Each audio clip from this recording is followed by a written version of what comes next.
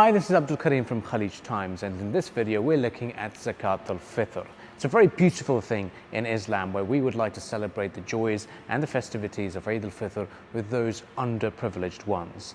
In this video we speak to a spokesperson from Dar Al Bar Society and begin by asking them, what is Zakat Al Fitr and when should we start planning it? So the idea of Zakat Al Fitr is that during the fasting you may have made some mistakes, you may have said something you shouldn't have done, maybe you didn't put as much effort as you should in your fast. So it's like a purification. The word zakat means purification. So it means to purify yourself from some of the shortcomings you did in your fast, but it's also there to provide some joy and some help to the needy.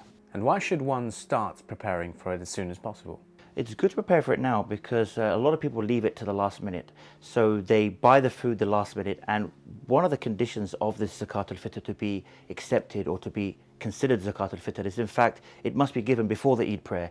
If you gave it after the Eid prayer, it's considered to be charity, but you haven't filled that obligation.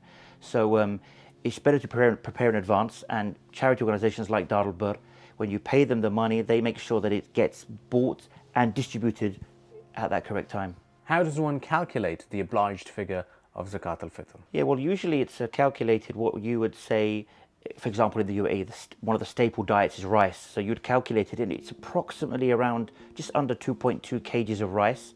Us at Dar Al Bar Society, we equal that to around 20 dirhams. So if somebody was going to donate to us, they would donate 20 dirhams. We would buy the food and then distribute it to the poor. And how and where does the Zakat Al Fitr get distributed? Well, they have various locations, probably too many to name. They have different locations in Dubai, where they focus on those, labor workers, people who are of, low income wages. Different points throughout Dubai where they'll be there. People will come and they'll take it or be distributed to them. Does it have to be a monetary donation, or can anyone else make the donations by any other means?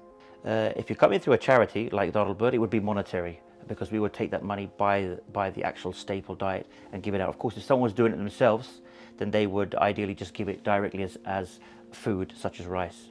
What if they want to specifically target the young children and have them as a beneficiary of the Eid Al Fitr?